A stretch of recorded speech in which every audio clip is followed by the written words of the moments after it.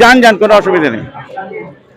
এই মুহূর্তে আমি দাঁড়িয়ে আছি নাগরিক মঞ্চের বই বা ভাবনাকে নাড়িয়ে দেয়, যেটা নাড়িয়ে দেয়। আমার পাশে যিনি আছেন তার নাম এখনো জানার চেষ্টা করিনি, এইবার নামটা জেনে নেবো, যদিও হয়তো অনেকবার দেখেছি। আপনার নামটা? আমার নাম নব দত্ত, আমি সাধারণ সম্পাদক নাগরিক মঞ্চে।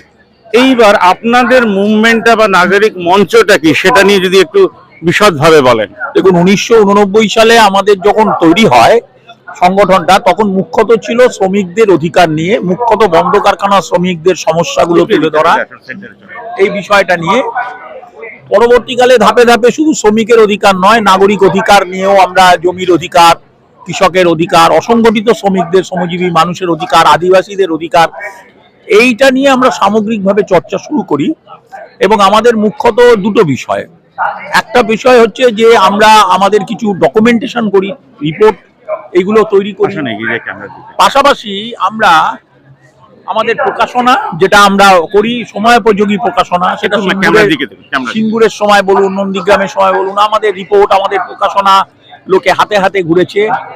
আজও আমরা দেশের অর্থনীতি এখন বলে যেটা প্রকাশ করেছি এবারে, তাতে বর্তমান অবস্থায় কেন্দ্রীয় সরকার যে অর্থনীতি, উন্নয়নের অর্থনীতির কথা বলছে, আসলে কি অর্থনীতি চলছে, সেখানে মানুষের পক্ষে কোন অর্থনীতি হচ্ছে, সেইটা আমরা এখানে আলোচনায় রেখেছি। বিশ্বজিৎ ধর, শুভেন্দু দাশগুপ্ত, দেবদাস বন্দ্যোপাধ্যায়ের মতো প্রথিতযশা অর্থনীতিবিদরা এই বইটাতে লিখেছেন, আমাদের নাগরিক মঞ্চ প্রকাশনা হিসেবে বেরিয়েছে। আমরা স্পষ্ট এটা বলতে চাই যে আমরা শ্রমিকের অধিকার, শ্রমজীবী মানুষের অধিকারের পক্ষে।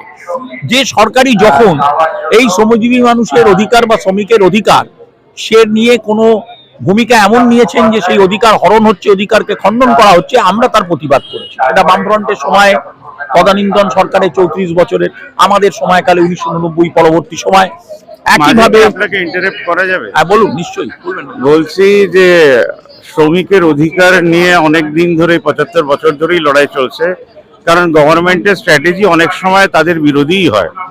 কিন্তু অন্যদিকে আমাদের দেশের শ্রমিকরা নিজেদের জন্য একটা সুন্দর আইন তৈরি করেছে বা সিস্টেম, যেখানে সে নিজে হ্যাপি থাকবে, এরকম কি কোনো সিস্টেমের চিন্তা ভাবনা কখনো এসছে? দেখুন, শ্রমিকরা কিসে ভালো থাকবে সেটা সবাই জানে এবং সেটা বারবার বলা হয়েছে।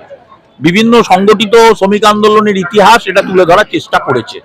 এটা শ্রমিকরা কি নিজেরা কিছু ঠিক করতে পারে না, মানে গভর্নমেন্টের ঠিক করার উপরেই কি তাদের জীবনটা নির্ভর? প্রশাসনিক আইন তো, কানুন তো প্রয়োগকর্তা প্রশাসনিক ভাবে সরকার, ফলে সরকারকে বাদ দিয়ে তো আপনি কিছু করতে পারবেন না। তার কারণ সরকার দেশের আইন প্রণয়ন করে, আবার সরকার মানে অর্থাৎ সংসদ, বিধানসভা এগুলো আইন প্রণয়ন করে, আর সেই আইন কার্যকর করে হচ্ছে সরকার।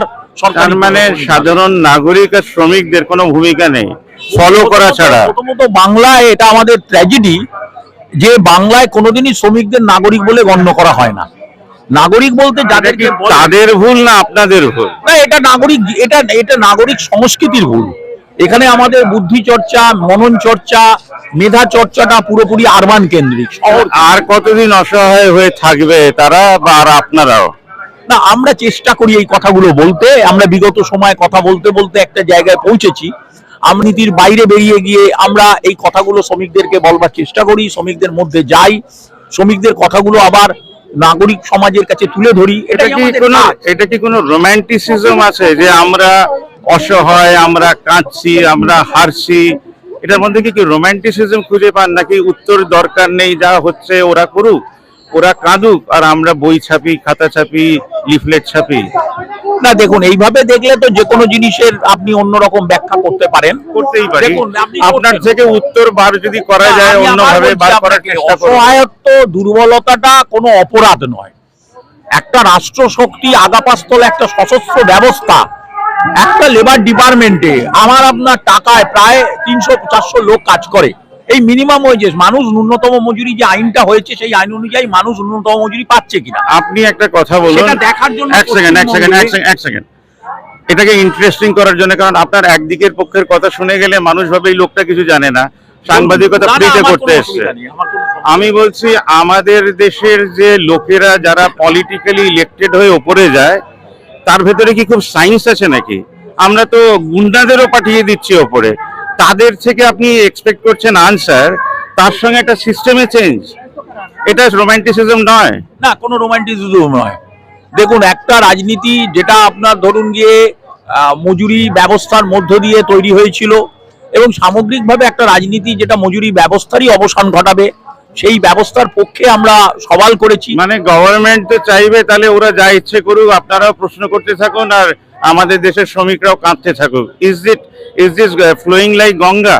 দেখুন, এটা তো সরকার তো পাল্টায়, এই বিবেচনা বোধ মানুষের আছে বলেই তো সরকার ৭৫ বছরে তো চেষ্টা করলেন, আমরা সবাই মিলে চেষ্টা তো করলাম। চেষ্টা হবে, ইতিহাস বড় লম্বা, ৭৫ বছর কেন ১০০ বছর।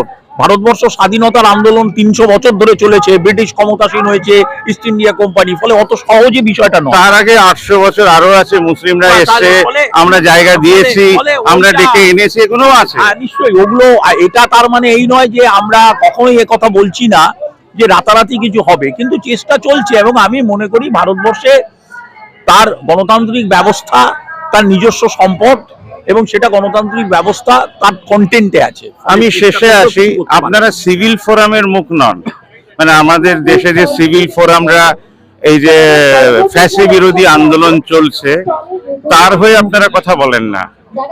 না, কথা বলেন না নয়, প্রত্যেকের নিজস্ব কাজ আছে।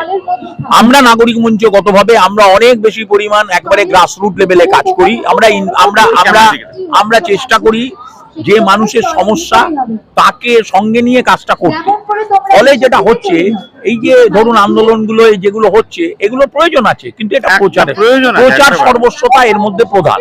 এবং এর মধ্যে কিন্তু এই ইস্যুগুলো আসছে, কিন্তু এই ইস্যুগুলোই প্রধান পাচ্ছে না। সরকার পাল্টানোটা জরুরি, এইভাবেই বিষয়টা চিত্রিত হচ্ছে। তার মানে আমরা অধিকারের জায়গাটা না থাকলে সরকার পাল্টালেই সমস্যা সমাধান হয়ে যাবে না। আপনি একদম ঠিক জায়গায় ধরেছেন দত্তবাবু। এবং আমরা আমাদের চ্যানেল যেহেতু ভাবানোর কথা বলে, আমরা মনে করি শ্রমিক সংগঠনরা নিজেদের অর্থনীতিকে যদি বদলাতে পারে কোঅপারেটিভ মুভমেন্টের দ্বারা, সরকার যেমনই আসুক তারা সুখে থাকবে যদি রোটেশন ইকোনমি ইন্ট্রোডাকশন হয়। কালকে আমরা খানাকুলে মায়েদের ব্যাংক খুলেছি, এবং রোটেশন ইকোনমি মানে আপনার খরচার টাকা আপনার ইনকামের টাকা হতে পারে, সেটা বুঝিয়েছি। এবং আমরা মনে করি আমাদের দেশের ইলেকশন সিস্টেম, পলিটিক্যাল নেতা যাদেরকে আমরা বানাচ্ছি তারা গবেটও হতে পারে এবং গবেট হয়ে দেশও চালাতে পারে, কিন্তু কোনো শিক্ষিত লোক ৭৫ বছর ধরে অপেক্ষা করে থাকবে সেই গবেটদের হাত ধরে আমাদের দেশে চেঞ্জ আসবে, তাহলে এত বই ছেপে কোনো লাভ নেই। কারণ আমাদের ক্রন্দনের ইতিহাস আর কৃতদাসের ইতিহাসই রয়ে যাবে।